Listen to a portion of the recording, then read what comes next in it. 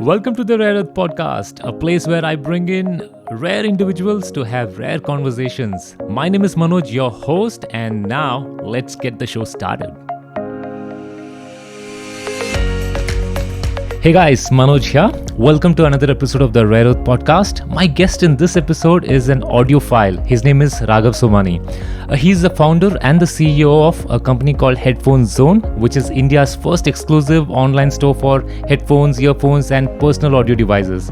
He features some of the world's finest headphones from brands best known for their sound, design, and style. He started Headphone Zone in the year 2010 after realizing that most of the big brands had very little or no understanding when it came to electronic accessories such as headphones and earphones. And he also realized that a lot of customers had very little options in terms of getting better understanding. So his company today is really committed to personalize the listening experience. Raghav is not only an audiophile but also a very driven entrepreneur. He's an amazing storyteller, which you will discover in this conversation, and he's got a very deep and wide understanding about his subject. So in this episode, you will learn some really interesting things to really understand what is good quality audio. You will also understand what to look for when you're actually buying a pair of headphones or earphones. And what does it take to really delight your customers? Some great testimonials you'll get to hear. So please join me in this wide-ranging conversation with the one and only Raghav Somani. Welcome to the show. And this was like a shot in the dark because I discovered about you on the new social platform Clubhouse, and thanks to Tushar, he actually brought you in as a specialist when we were speaking on a topic on how to really select headphones. And when I heard you speak, I was feeling like really bad that for so many years I didn't discover about Headphone Zones. I was really annoyed that I got to connect with you and your company so late. But better late than never. Really nice to have you and found you on that show. So welcome on the show, yeah. Thank you so much. It's a pleasure to be here. Clubhouse is a lot of fun. It's great to be able to see a new platform emerge out of nowhere. And I'm really just happy to share what I know and what I care about with others. And in fact, I have made a ton of notes to ask you. But when it comes to the technical aspect of sound and really looking at the quality of equipments that we go for, I am completely an amateur. So, bear with me in case I'm going to ask you questions which are very granular, what it means. So, are you cool with that? I don't think I'm really an expert when it comes to sound or sound technology, but of course, I'm happy to, share what I know. Okay, great. Yeah. So I want to start with a very interesting thing about you, which I read, which says that you have a Guinness World Record in airline baggage tag collection. Yeah, it's Could true. you please tell a little about that? Okay, so it's a hobby, one that goes back to my childhood. I like collecting airline baggage tags. Now, typically, I used to live in a large joint family, and people would go travel abroad or whatever. You'd come back with a suitcase, and you typically have a sticker of the airline that you flew or a baggage tag left over of the airline that you flew, and that used to always fascinate me. I don't remember this, but the story goes that I used to like drawing airplanes like most kids do. But the toughest part of drawing the airplane used to be the tail design of the aircraft. And to make my life easier, I would cut out the logo of the airline from the baggage tag and stick it on my drawing. And that's how the collection really started. I was 14 years old when I was awarded the Guinness World Record for the largest collection of airline baggage tags in the world. At the time, it wasn't a very large collection. I think it was about 500 or 600 different kinds of baggage tags from maybe about 120, 130 airlines. And that eventually grew to a collection of now almost about 2.5 or 3,000 baggage tags. And I must admit that I don't spend as much time, with my collection, curating it, collecting it as much as I should. But it's been now almost 16 years since I've had the world record for this. Wow. But my fascination for it today is a little different. I look at airline baggage tags as really a metaphor for looking at how the world has changed year after year, decade after decade.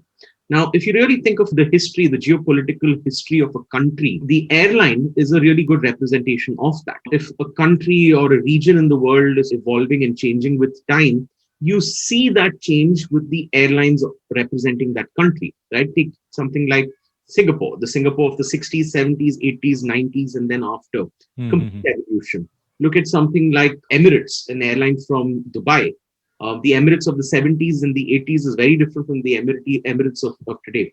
And you get to see that evolution on the baggage tag of the airline. Of the world, it would seem, at least in the aviation industry, has moved away from the US and from Europe to now Asia, and that the evolution of the baggage tags of these airlines has really changed with time. The other thing that you get to see is how the world moved from an extremely luxurious, romantic notion of air travel, where if you were really traveling by air or you're flying somewhere, it was a first class experience, matched by none, a real luxury.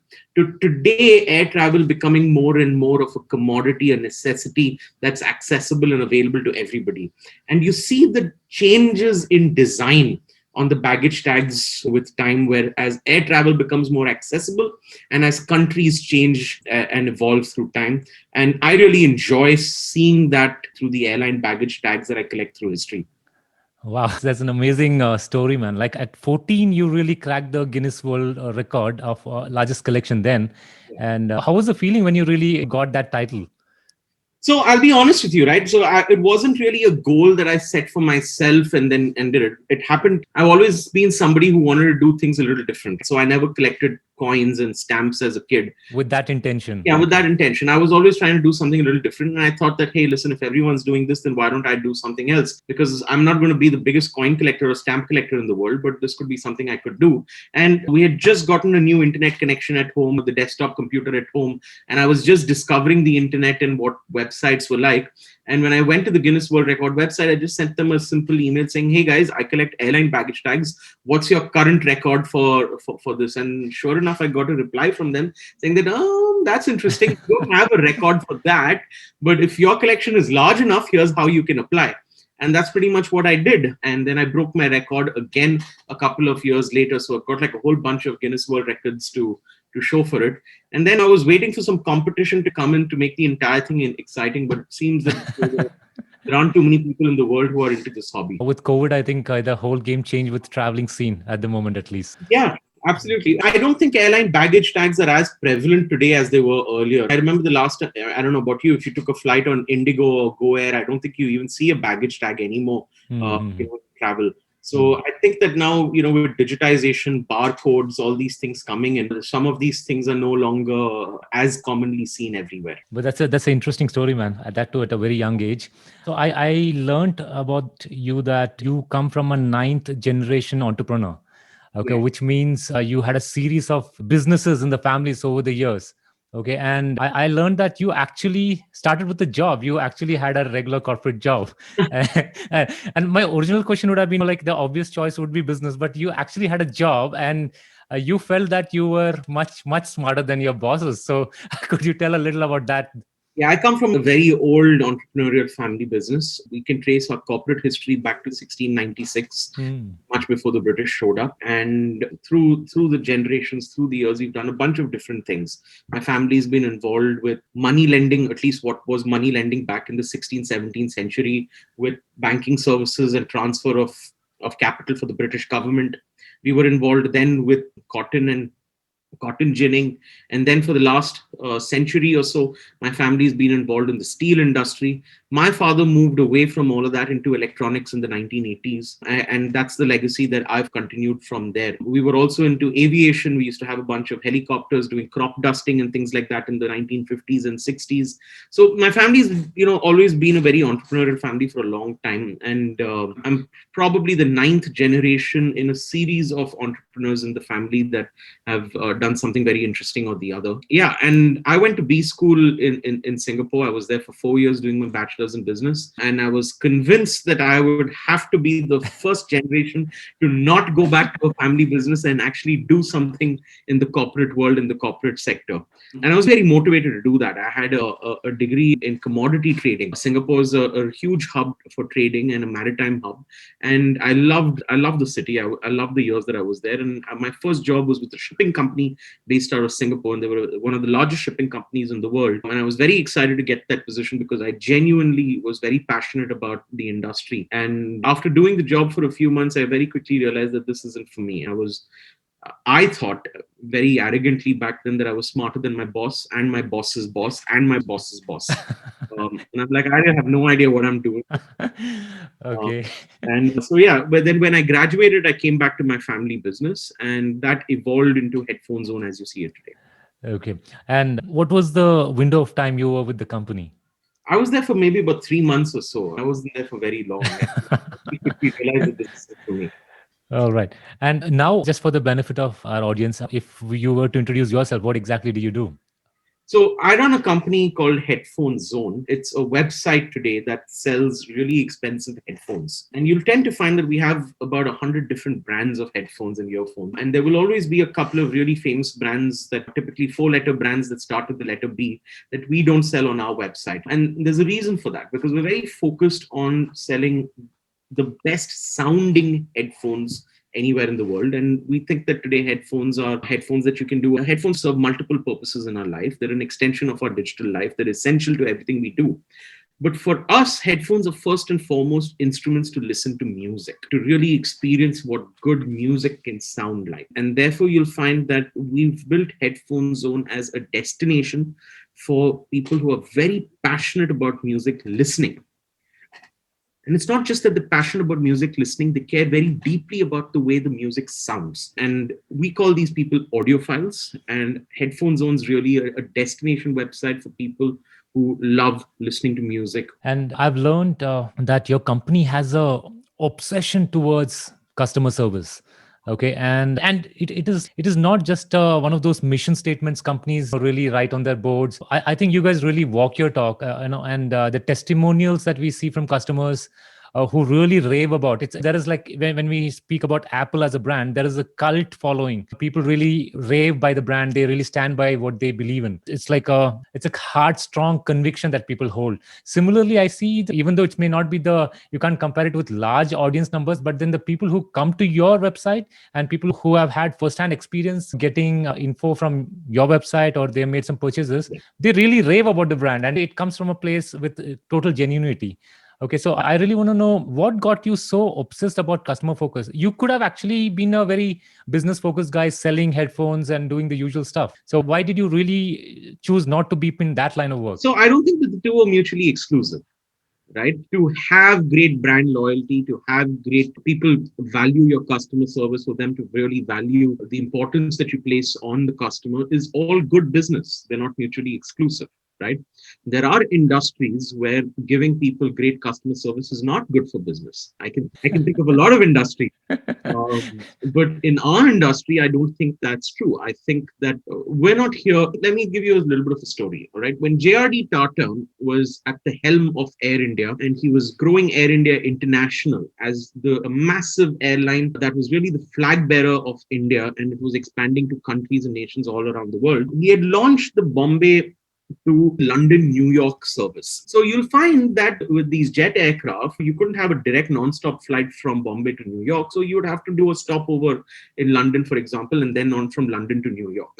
So on the London, New York leg, Air India would actually compete with the giants of the industry, British Airways and Pan Am. So at a press conference for this in New York, JRD Tata was asked by a member of the press that, Mr. Tata, you're a small airline from India with a very small fleet, with very little experience and expertise.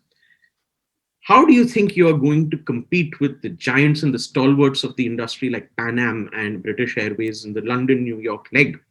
And Mr. Tata straightened his back, looked at the journalist and said, because my friend, we're not trying to be the biggest airline in the world. We're simply trying to just be the best. And that's what Air India was. Air India truly was the best airline in the world at the time, and you flew like the Maharaja. The customer service experience was parallel to none, and you had the best and the finest women that were stewardesses on Air India, giving customers real Maharaja experience, where Air India was probably the best thing that India had as an ambassador. So much so that when Lee Kuan Yew, the prime minister, founding prime minister of Singapore, decided to create an airline that was a reflection of its country, and they didn't have the expertise to do this, they were looking for a partner to help mentor them. The airline that they chose from all the airlines in the world to learn from was Air India. And Really? Singapore Airlines has been consistently rated as the world's best airline for the last decade or Right. so. But it was really Air India that showed them how to do this. That's a great story, man. I didn't know that. Okay. The irony of the situation is that things have changed so Yeah, much. yeah, yeah. But I take a lot of inspiration from that story. We're never going to be the biggest sellers of headphones and earphones in the country or the world, right? You have the Amazons, the Flipkarts, the big bazaars, the boats of the world that are going to do that. So we're really not trying to be the biggest. We're just trying to be the best. But what does the best place to buy headphones mean? It has to mean a couple of different things, but I think foremost, it needs to be a place where customers genuinely believe that you have a person who understands their passion for music, understands what they need, and is able to give them great customer service. Otherwise, you really have no business selling anything to a customer. We take customer service, we call it customer happiness, and I think that we're a customer obsessed company. We really value it more than anything else, and I genuinely think that we should set the benchmark for the best customer service in our industry, because I think that as a country we're just so used to shitty customer service that we stopped even expecting it. I think really, yeah, I think we have really brought the standards too low, wherein we don't even expect that should be a customer service. So when you guys come in and really start offering this level of customized customer service where people feel that you guys understand what their requirement is, I think that is definitely is a game changer. Any favorite customer stories that you would like to share? Anything which really stands out? And we've got too many, but one of the things that I'd like to share is that we borrowed our customer service motto from a brand that I really like, the Ritz-Carlton. I truly believe that they have some of the best hotels around the world, and they've really built a strong brand around their customer service. And in every hotel, you'll find in their foyer area or in the lobby area, they put up their customer service motto on top. And I liked it so much that I thought I'd borrow it and apply it for my own. It goes something like this: we are ladies and gentlemen serving ladies and gentlemen. And I really like that for a couple of reasons. One, because it tells you that you should expect the kind of customer service that you should expect a company to give you the kind of customer service that you would expect if you were a lady or a gentleman. But similarly, it puts the onus on us to give our customers the kind of service that we would expect in return. So you'll find that we don't do the usual crappy things of giving great customer service, of addressing your customer by sir and ma'am. We don't do that. We simply address them by name. Because we really don't think customers are gods. Customers are customers, but that means that we need to treat them the way that we would like to be treated. And I don't usually deal in saying that the customer is doing us a favor by giving us an opportunity to serve them and things like that, because I really think that sets a very lofty goal that you can't achieve. If we just remember at the end of the day that we are ladies and gentlemen, and we're here to serve ladies and gentlemen the way we would like to be served, then I think it makes our life a lot easier. We've stuck to that. I don't know if I have a good story to tell you, but I'm sure there are countless ones that if I can really think about it. Okay, nothing specifically that comes to your mind. Anything which your team said in the recent times? Okay, so one of the things that we do is we took inspiration from a restaurant where we went out for dinner a few years back, and one of my friends got an upset stomach and had food poisoning and called up the owner of the restaurant and complained about the fact 2-3 days later that, listen, I came to your restaurant, ate, and I got so sick. And I just thought I'd call you up and tell you that this happened. And the restaurant owner was so upset about it that he sent over a cake and flowers and stuff like that to her home to apologize for this. And of course, we never ended up going back to the restaurant, but I remember the story so clearly because we were so moved with the idea that this person took the genuine effort of sending a cake. And we took that idea and we really have an unlimited chocolate cake budget in our organization. So you'll typically find that there are so many threads on Facebook and Twitter where you'll see a customer saying that, oh, I got my delivery late. I needed this by Monday. I had my friend's birthday on Tuesday, but the damn thing came on Tuesday evening. And now my friends, hate me. I hate Headphone Zone. A bunch of frauds. You should never believe them. And then immediately after, you'll see another thread saying, oh my God, I can't believe you guys sent me a chocolate cake. You guys are the best. Who cares about the headphone? You cared enough to send me a chocolate. And it's incredible. And when I think of this, it's not such a big thing, right? We've all been to a restaurant where we got a bad dish or something or the other, and then they give you a free dessert. And it's almost expected. You'd feel insulted if it didn't happen in a restaurant. When you make a mistake as an e-commerce company, everyone expects you to do absolutely nothing about it. maybe give you like a 10% voucher or something at the end of it, but do absolutely nothing about it. And everybody in our team is empowered to simply order a chocolate cake, get it delivered to a customer with an apology note. And I have not seen a more universal reaction to receiving a chocolate cake at your doorstep other than to say, that's amazing. Thank you so much. Wow. And people invariably just forget that we screwed up, right? We made a mistake, and they forget that, and they just love us for the fact that they see it as a genuine gesture. And so, yeah, if somebody were to take the trouble of just going online and searching for customer complaints, you'll find a whole bunch of people just talking about cake.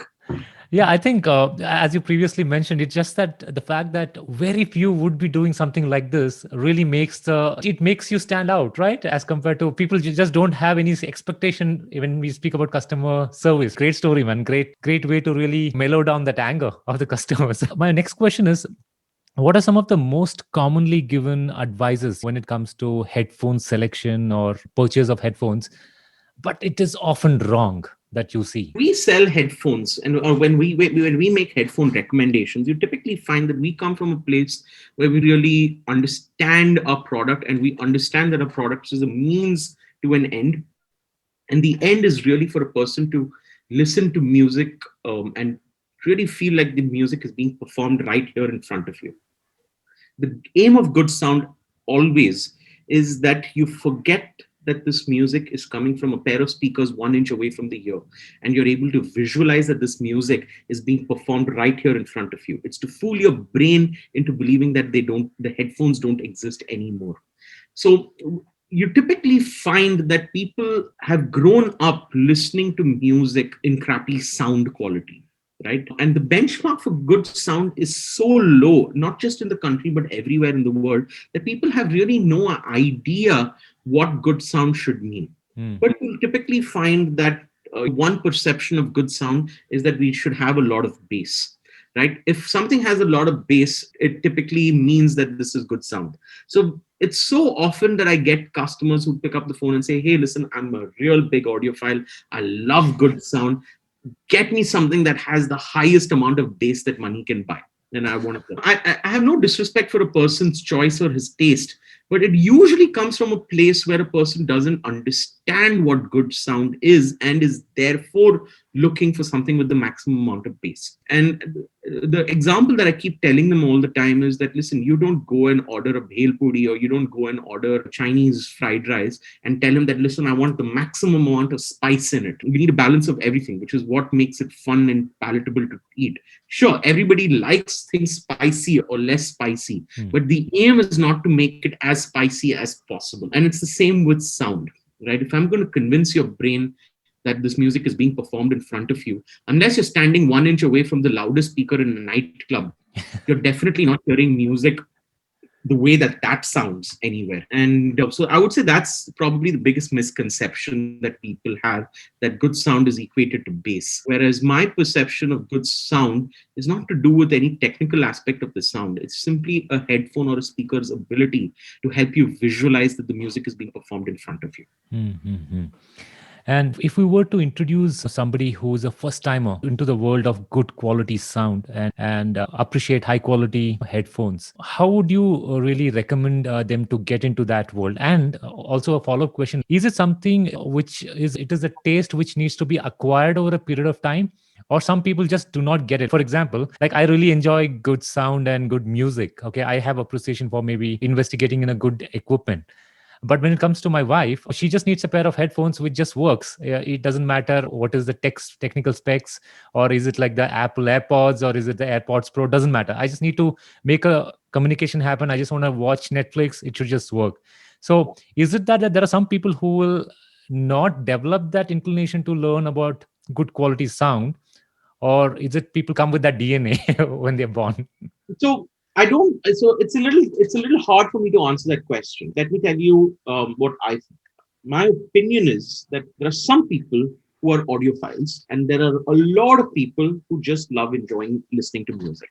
And it's a little different if you really take a step back and think about it. Who's really an audiophile? It's a universal thing in India. Everybody loves listening to music, right? It's very rare that you find a person who doesn't enjoy listening to music. It's quite crazy. So if you consider that everyone loves listening to music, who's really an audiophile? An audiophile is a person who doesn't just enjoy listening to music. He's also someone who cares very deeply about the way the music sounds. Now, the example I keep giving everybody is, let's imagine a popular track like Kabhi Khushi Kabhi Gum, right?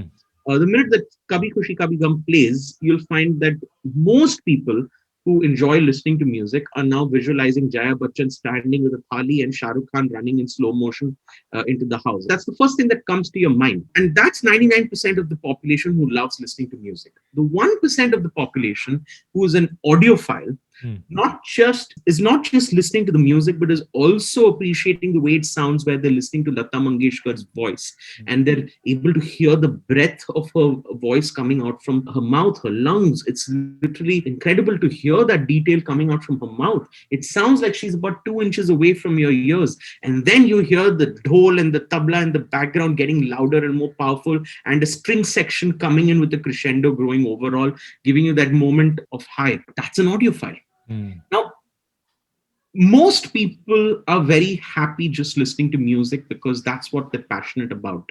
They don't have to be passionate about good sound. They're two exclusive things. And there are people who are very passionate about the sound of it, which, of course, are the kind of people that buy expensive headphones and buy fancy headphones.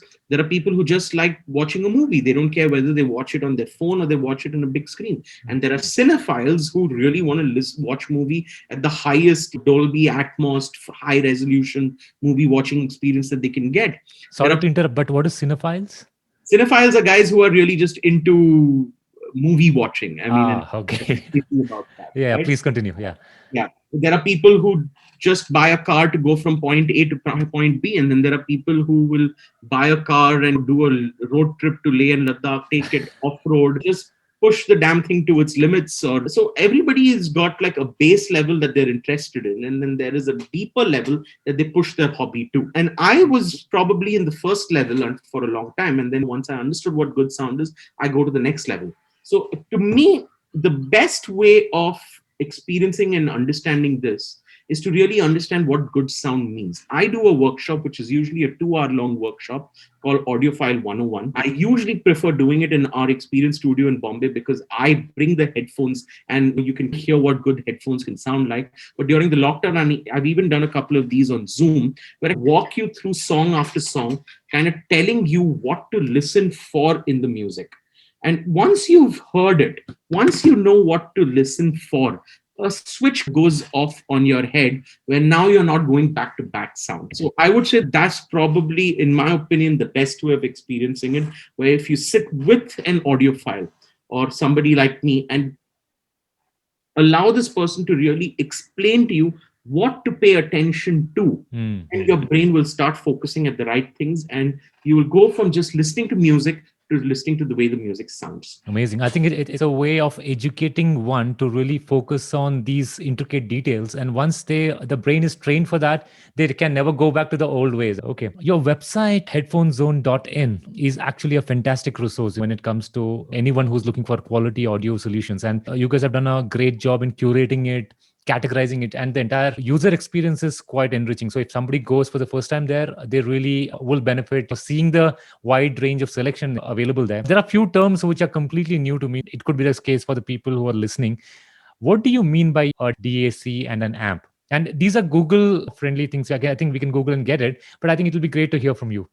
All right. So you don't just buy an expensive headphone. An expensive headphone is just the end of a long chain of equipment that you really need to enjoy listening to the music. So let's start with the fact that the majority of the music that we listen to today are in a digital format. They're in zeros and ones. They may not have been recorded in zeros and ones, but that's certainly how we're listening to music today, because the convenience of streaming music or listening to music from a music CD or on an MP3 file just out-trump having it on a vinyl or on a tape or whatever the original format was. So if you consider the fact that when music was recorded, it was an analog signal. It was voices, it was instruments that were taken by an electrical current to a tape deck or taken to a recorder or in whatever form. At some point of time, the digital information needs to translate back to an analog signal that you can hear, because our ears understand analog, our ears don't understand digital. So now the problem is that when the music is stored in a digital format, its ability to sound good is often limited by the ability of your device, your phone, your headphone, to convert the digital format to an analog format. Somewhere between the MP3 file or the Spotify streaming service that you're using and your ears, it needs to go from zeros and ones to a waveform.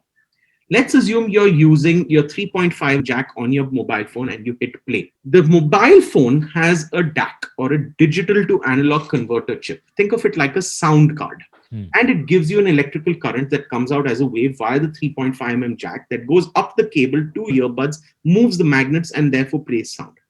Now, if I'm listening to music at a really high quality, the bottleneck in this entire chain is very often the digital to analog converter. Right? There's no point having a sound which has a saxophone, a trumpet, a trombone, a violin, if the digital to analog converter is going to make all those instruments sound pretty much the same. Right? 010101 means trombone. 01000001 means trumpet. And 010101 means Lata Mangeshkar's voice. A digital to analog converter needs to be able to understand that and reproduce the electrical wave with precision and accuracy. Now, another way to understand this is to think of it like this. If I were to play the very same MP3 file with the very same headphone on a Nokia 1100 and an iPhone 12, would they sound the same or would they sound different? It'll sound different, for sure. It's the same MP3 file, it's the same headphone. The difference is essentially the DAC. The Nokia 1100 probably has a 50 rupee DAC. The iPhone 12 probably has a 500 rupee DAC. What we tell you is that if you are buying a headphone worth 10,000 rupees and above, the 500 rupee DAC is not going to cut it. You need to get yourself a better DAC. And DACs can be as cheap as 2, 3, 4,000 rupees, but they are infinitely better sounding than the inbuilt DACs that come with these mobile phones and laptops. So a digital to analog converter is extremely important if you're listening to high quality music, because just using your mobile phone or your laptop is not going to give you music in the highest quality that you can hear it. Now, the next problem is, let's say you want the convenience of a wireless headphone. Right? Then the Bluetooth signal between the mobile phone and the wireless headphone is a digital signal. Right. It's in zeros and ones. Therefore, the conversion from zeros and ones to a sound wave happens inside the Bluetooth headphone. And so a lot of Bluetooth headphones have digital to analog converters in them, but unfortunately, they're usually really bad. So there's really no added advantage of using it over Bluetooth versus using it from your 3.5 jack on the mobile phone. But if you use a good digital to analog converter, either in the Bluetooth headphone or you plug it into your mobile phone or your laptop, it makes a huge difference. So for any given headphone that anybody owns right now, which is, let's assume somebody's got a little bit premium, anything about 10,000 rupees, and they just introduce a DAC, and it could be a completely different experience when it comes to sound. It could, but assuming that you're listening to music in good quality. There's no point buying yourself a full 4K, full HD TV if you're watching YouTube videos at 240. So, the first thing you got to change is that you got to stop listening to music in crappy quality. Stop using YouTube, stop using Gaana, Savan, stop using MP3 files, probably stop using Spotify. At a minimum, I usually recommend using Spotify Premium or using Apple Music, or listening to music at the highest quality that's available as a streaming service, which is to use a streaming service like Tidal. Wow. I think that there was a very detailed explanation of how this whole sound conversion happens. I think that was beautifully put. I think very helpful. And I think very few are even aware there is a device such as like a DAC. I myself was completely enlightened when I went to your website that there is this whole range of products available, which means if I actually introduce that even to my computer system or to my any audio system, it is going to be a upgraded experience, right? It should be, but usually I recommend that if you've got a limited amount of money to spend, the money should first be spent on the headphone. right? You buy a fancy car and then you upgrade the tires. You don't buy the tires for a not so fancy car. Okay. So let's get the fundamentals right. That's what you mean. Yeah. So I had the follow-up questions about the resources for good quality sound, and you, I think, mentioned Tidal and Spotify Premium. Is there anything else? Tidal, is it open for Indians? I think there is a limitation for Yes, that, right? typically because of the copyright restrictions and laws that we have in India, Tidal hasn't officially launched in India.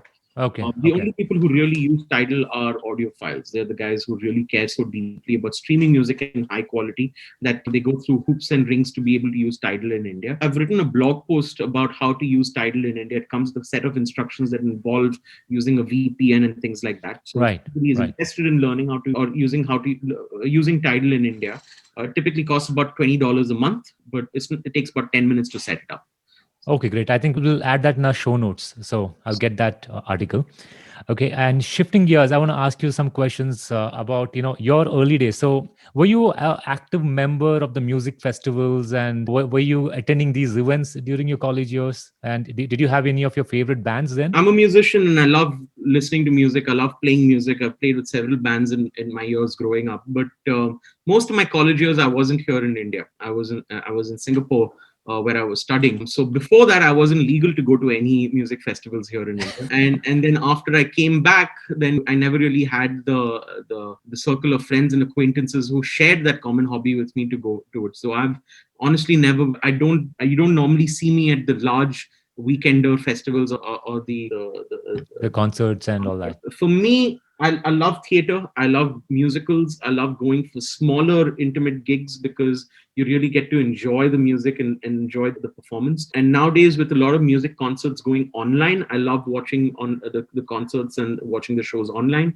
This evening, I'm watching Clinton Cerejo and Bianca perform their original take on John Mayer. So I'm really looking forward to that concert this evening. Wow.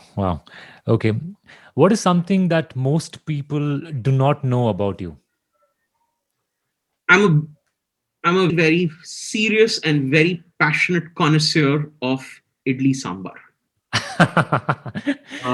I take very seriously. Really? No, I've heard you say that before, but then you really still mean that? Yeah, absolutely. For me, it's my comfort food. I can have it 3 meals a day, 7 days a week. It's what I've grown up eating because I'm from Chennai. Okay. And I have a very strong opinion on what goes into making a good idli and a good sambar. In the country, which is the best city, which has got the best idli sambar, I don't know according if to there's I don't know if there's a best city, but let's say if I'm in Bangalore, my perception of good idli, good sambar is probably Brahmins, MTR. These are the kind of places that I love in Bangalore. If I'm in Chennai, I would say it is Palm Grove. I would say it is Woodlands. Palimar used to be a really great place with great idli.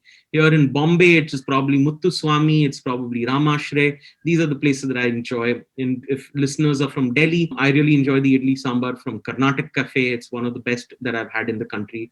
So depending on where I go in the entire country, I always have my idli sambar places. It's like the Raghav Somani's Michelin guidebook to great idli sambar.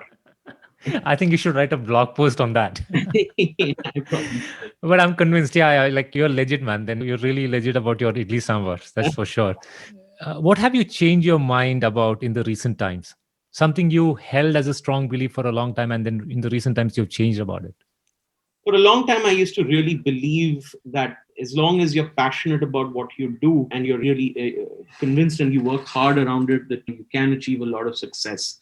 But one of the things I've realized in the recent past is that's just not enough to achieve success in what you do by yourself unless you have somebody to share it with. Today, I'm convinced that there's no point being passionate about something and working about something unless I have somebody to share my passion with, because no one's really going to understand why you're doing what you're doing unless they understand it too. You're not going to be motivated to continue.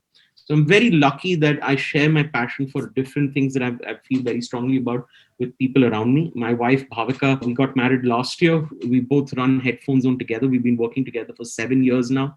She really understands my passion for what we do. She understands my passion for building a great brand, selling great products, and delivering outstanding customer service. She understands my passion for music listening. And There are several other people that I've been very fortunate to surround myself with who I truly believe in sharing my passion with. I think that until now, I would always look at what you do and how you do it as a very lonely exercise that you have to fight that battle and do on your own and achieve what you want to achieve.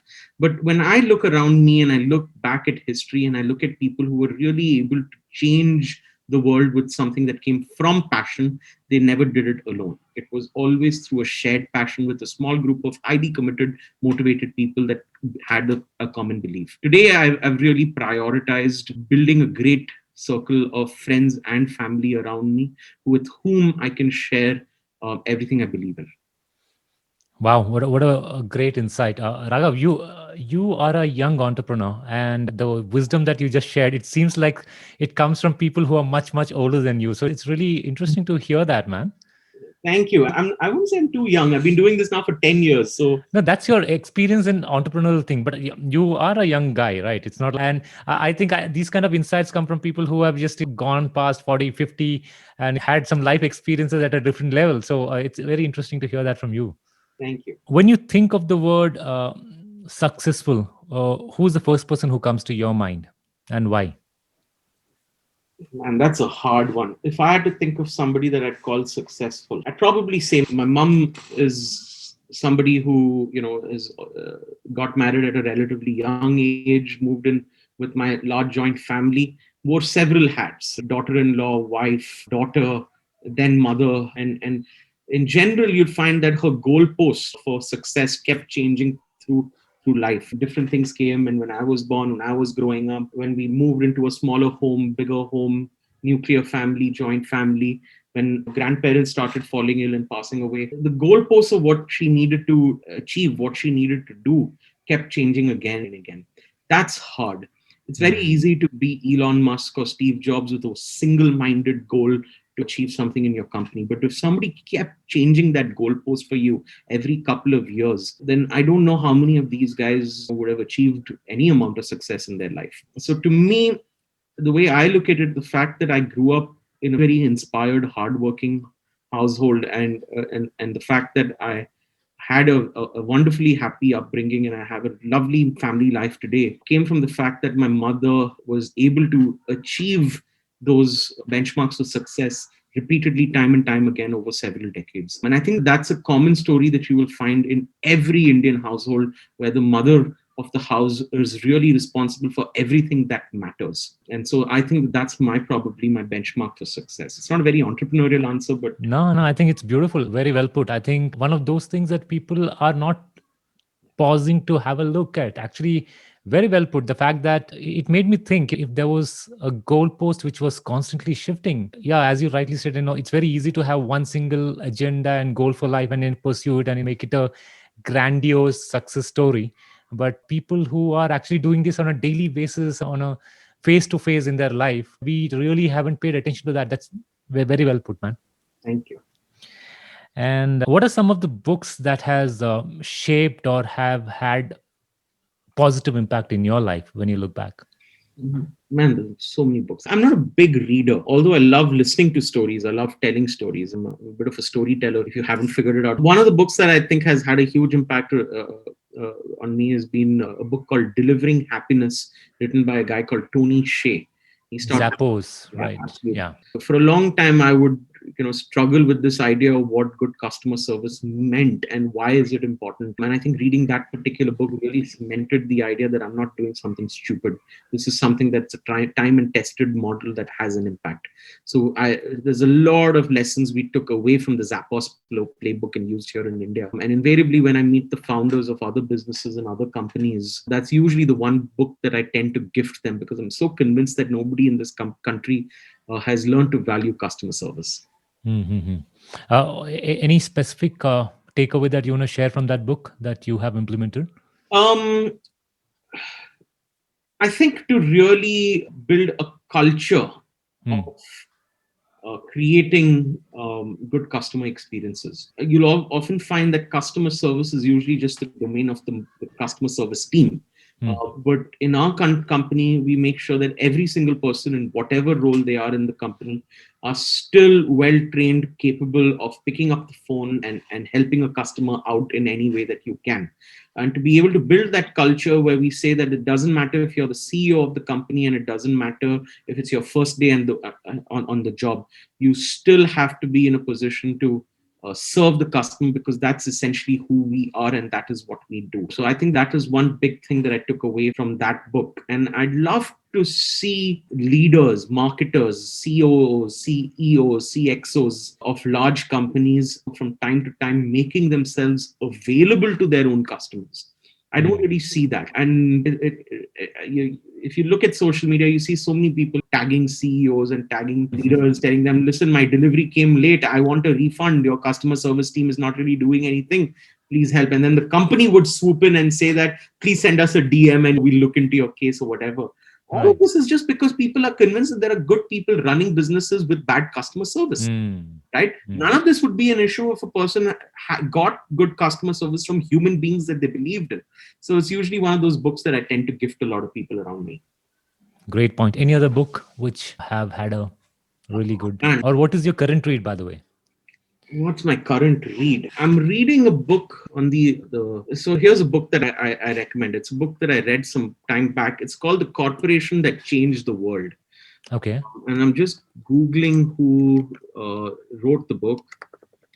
It's a book about the East India Company, and they were really one of the first multinational businesses in the world. And for 250 years, they were what Apple is today or Google is today. 250 years, they dominated the corporate world and they built a business model that stood the test of time. The Corporation That Changed the World, written by Nick Robbins. I highly recommend that book for anybody who wants to understand why we were ruled by the British and how they ruled the world and built an empire that never sleeps. Okay. Do you have any favorite documentaries or movies? Wow, too many. One documentary that I really watch from time to time and I highly recommend is The 7 Ages of Rock by the BBC. They made a 7-part documentary talking about rock music, how it started and how it evolved and changed through the decades, and different bands and artists and the influences that they had. And to me, it's the most definitive documentary introducing anybody to all aspects of rock and roll music and its history. And I really enjoyed that documentary. I highly recommend it to anybody who loves listening to rock music. Sure. Okay. Anything else that comes to mind when you think of movies? I'm sure it'll come to me. Men's section, but I can't think of one right away. Yeah. You can, if you take your time, if you want to just Google it also, I'm cool with that. So yeah, I know it'll come to me eventually. I promise you.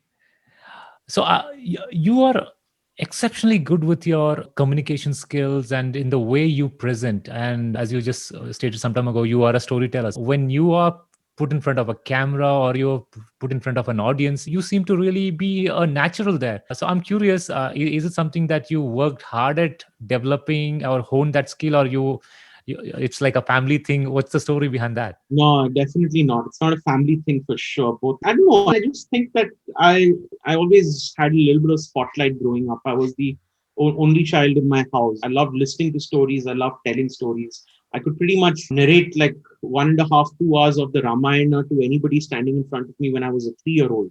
Wow. Okay. By the time I was 5, I could non-stop talk and narrate the Mahabharata for 2.5, 3 hours. If you read many of my report cards from kindergarten, they probably say this only, that he's just full of stories of the Ramayana and the Mahabharata, because that's what I grew up listening to. By the time I was 14, I was giving interviews to news channels, and this is when news channels were actual news channels. Talking about why I collect airline baggage tags. I was 14 years old. I had no idea why I collect airline baggage tags, but I was nonetheless giving these stories on news networks when I won the Guinness World Record. When I was 18, I became the head boy of my school, and now all of a sudden I had to sound inspirational, authoritative. I had to sound like a role model to hundreds of kids who, for some reason or the other, looked up to me as a role model. And I was a fish out of place right there. And then as a musician, I'm a pretty reserved, stiff guy. But as a musician, when I'm performing on stage, I had to make sure that the audience was feeding off my energy on stage when I was playing music. And then by the time I got to school, I realized that these are all things that can help you in business as well. I don't really think I'd worked towards it or I did anything specific towards it. I just think I got a lot of opportunities to listen to stories and then tell stories. Great. And when I looked at your website, it was interesting to see that each of your team members, they have their own playlist, which is available for people to download and plug into. That's a great idea. How did you come up with that? Because one of the things that we realized when we were building Headphone Zone was that people look at brands with a little bit of skepticism because they usually see a money hungry company, but people trust other people. If you look at another individual who shares your passion for music, who listens to the same music that you listen to, and loves it the way that you love it, you invariably always find a common ground or a common pace of passion, right? Uh, Now, I can shout it as much as I want from the mountaintops that Headphone Zone, we love music. But man, you're never really going to believe it unless you're speaking to a human being that you kind of connect with at a more fundamental level. We added two extra words to our little tagline where instead of just saying we love music, we added two words that go like you, we love music. But then we got to actually walk that talk. Our email signatures have links to our playlists. Our team pages have links to what our favorite playlists are. And we have music playing in our office 24/7. There are multiple headphones and speakers that you can pick up and listen to, but it's like going to a music store, and they don't exist anymore. But back in the day when you had music stores like Landmark, Planet M, Music World, these were places I grew up, and you would just walk in to listen to the music. And if you were lucky enough to pick up a headphone from one of the music stations that they had, there were so many people I know of that could just listen to album after album, just listening to this music, Right. so that they can buy it. And music stores don't exist anymore, but places like Headphone Zone are places where we have to walk the talk. It's just not enough to say you're passionate about music. You got to experience it and remind yourself why you do this every day. Amazing. I think I still remember the time I used to walk into Planet M and we had to wait in the queue because there's somebody in that booth with the headphone on. And once his turn is done, then you get to, go with your album and play what you need to play there. So that was an interesting experience. Yeah, and music stores, record stores don't exist anymore. It's a real shame. And it's not because people don't know where to get music, because now we have unlimited music at the tip of our fingers, the entire world's music library available for free practically at our fingertips. But what I think we lost was a very social experience where music listening was never a singular individualistic passion, right? People went to concerts to connect with other people who shared that passion with you. They went to watch music performances with other fans and people to have a very social experience. And one of the things that we did during the lockdown is that we would have music listening sessions on Zoom, and we would have one every weekend. We did it for nearly maybe about a year, from last Jan to this December, where every weekend we would have a music listening session on a particular artist or a particular theme or a particular genre, where there would be a person who was hosting it who would talk about the artist. And invariably, we would all sit at home and just listen to a track on Apple Music or Spotify or on a playlist together. Right? But the experience is so social because on the chat box, you're hearing people share stories about where they first heard the song, what are things that they heard in the music that they never knew were there earlier, an interesting story that they could share about when they met the artist, sharing pictures of when they went and shook hands with this singer and whatnot. And It's an incredible experience. It's the closest thing that I've seen come into a live concert. So we don't do these listening sessions on Zoom anymore, but we do host listening sessions in our experience studio in Bombay on weekends. And that is an in-person experience for people who can come. Yeah, typically about 25, 30 people per session on weekends. A listening session usually on a particular genre or on a particular artist that we're featuring that weekend. Awesome. And okay, here's my last question, and then I'm going to let you go. You have chosen to run your business in a very conservative way, not like a very aggressive approach.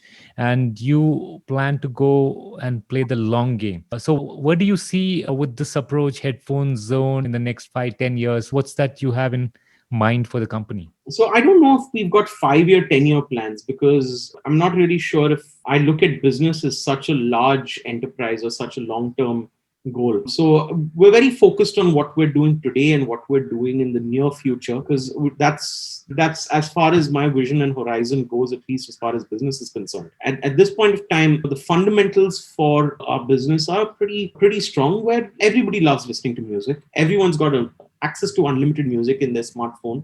So invariably, at some point of time, people are going to need a headphone to be able to listen to their music. So that's an opportunity that we identified 10 years back, and people like Apple have realized it recently. People like Samsung are in it. People like Google, the biggest of the biggest world's companies, have understood the potential of headphones and earphones. So we're kind of moving to the next niche that we see, which is not just any headphones and earphones, but headphones and earphones that sound very good. So which means that we're not going to be a business that's going to cater to everyone. We're going to cater to a niche of people who care very deeply about the way the music sounds.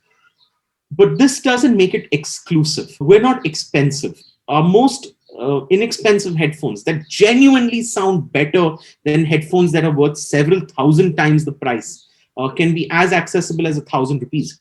For less than 1,000 or 2,000 rupees, you can get headphones that sound very good. Sure, they may not be Bluetooth, they may not be James Bond style true wireless, they may not have 10 degrees of waterproofness and things like that, but they basically just do one thing, which is that they sound good. So it's important that we let people know that while we're not for everyone, we're not exclusive to people who are rich. Music listening and audiophilia can be a very affordable hobby who want to get into it. Great. Raghav, this has been a fantastic conversation. I know that we could really go on and on.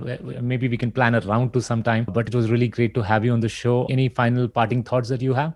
No, man, this has been great. Listening to stories has been a great passion of mine since I was a kid. And I think your podcast does a fabulous job of that. So I wish you great luck in making sure that there are many more interesting people and interesting stories that come on your podcast. And I look forward to listening to all of them.